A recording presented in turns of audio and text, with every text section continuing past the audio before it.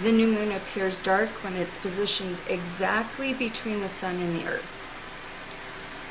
So I know just until a few years ago when I really got involved in astrology and started really studying the science of it and not just reading a sun horoscope, I didn't understand the new moon.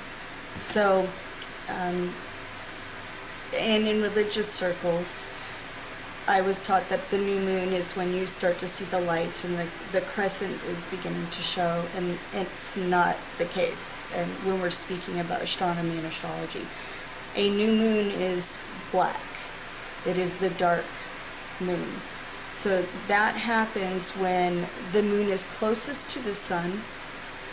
And so if this is the earth, this is the sun, and we have the luminary, the moon, which is rotating around us. When it's out here, this is a full moon because the light of the sun is hitting it, and so it's illuminated. When it's here between the sun and the earth, then it is hidden, so it's backlit. And what we see of the moon then is not reflecting sunlight because we aren't seeing that side of the moon where it's reflecting. So that is the new moon, and it's in a 29.5 day cycle. So every 15th day about, you are seeing a new moon. And every 29.5 days you're seeing a new moon, and then every 15th day you're seeing the full moon. So if you go outside at 7:30 p.m. PST, so it's Pacific Standard Time, I'm in California, and you face south, the sun will be setting at its new moon stage. So the constellation of Cancer, which is where the new moon will be in, is going to be on your right hand side, and the constellation of Sagittarius will be on your left, and that's the AC/DC axis. So face south, extend your hands out at a 90-degree angle from your body, and then you'll be facing your midheaven if you're looking at a natal chart. So arms extended, and you're facing south. Then you're looking at the MC, the IM is behind you, that's your Imam Kolai. And then your left hand will be at the ascendant, the right hand will be at the descendant. And so present energy, as I call it, every time I pull up a chart and I'm doing new moon or full moon astrology, then I call that the present energy, and that changes. So it has all the same parts that your natal chart has, but it's always shifting. So at that time, 7:30 p.m. this Friday, June 23rd, the new moon is going to be basically sitting in your right hand.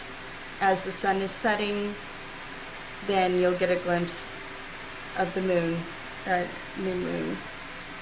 And then on your left hand is going to be that Sagittarian ascendant with Saturn in part of fortune conjunct it.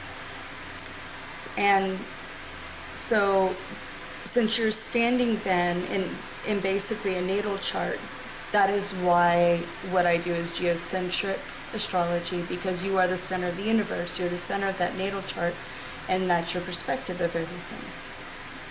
And that's how I do the zodiac signs. Now, if you've not done one of my workshops or studied with me, if you have not yet booked a session and become a client, then you most likely chose this video dependent upon your sun sign. So we have sun signs, moon signs, the north node placement, rising signs, and each of these is very important, but it's also more important to know where your placements are. So to receive the most accurate horoscope, I suggest you go to astro.com because it's free, it's fairly easy to use. I'm going to give you some very simple instructions, and you will definitely need your date of birth, or your time of birth. That's the most important piece of information. So from the drop-down menu, you'll choose horoscopes, and then from that, on the right-hand side, it'll say extended. You'll go to extended horoscopes. And or it's extended natal charts. I'm not sure. I don't. It's the only thing that says extended. And so after you've entered your birth data, go to the middle of the page, and then you're going to enter the date of the new moon, which is going to say 23rd June 2017. You don't need to have a specific time because it's actually going to correlate to your birth time that you've put in. And that's just when we do transits. So then you're going to go a little further down. There's going to be a section called additional objects. Just check where it says true node and descending node. And then just to the right of that, check the box that says major aspects. And then underneath it'll say click here to show the chart. Obviously, click the button. And then once your natal chart is displayed, click the blue button that says with transits, and you're ready to follow along with your video. So now quickly, the sun, and this is what you actually normally would choose. The only reason that you're going to listen to your sun sign is if it sits in the very first house. And they will have numbers close to the center of the natal chart. You're going to have the number of houses, and there are 12 houses. The very first line that you see, just as I described earlier in the video, is the AC/DC axis, and that's the ascendant and descendant. So the line and point on the left-hand side of the perpendicular cross, the left-hand side is your rising sign or ascendant. So you will listen to the video that is in that rising sign, or let's say if like my ascendant is at 25 degrees Leo, I actually listen to the Virgo because the majority of my first house is Virgo. So I suggest that you do the same as well. And so sometimes I listen to my Leo ascendant, or I will listen to my moon sign. Depends on what I'm going through evolution-wise. But for these videos, pick rising or your first house. Usually they match. They should. And if not, then go with whichever has the majority, right? So, okay. Enjoy. Hi, Gemini rising and Gemini first house centric people. So after last month's new moon, you could be seeing the dollars flowing in because this new moon is in your second house, which is the money you earn. It's also what you value and your self-worth. So all that ingenuity and inspiration last month really is paying off. The second house is one of your 4 money houses. So the 2nd, the 5th, the 8th, and the 11th are all money houses, and you get an extra helping out of this new moon because your ruling planet Mercury is conjunct the new moon, and then you have Uranus sextiling it from your 11th house. And that looks like, you know, internet savvy Geminis out there have really been rocking that social media stage.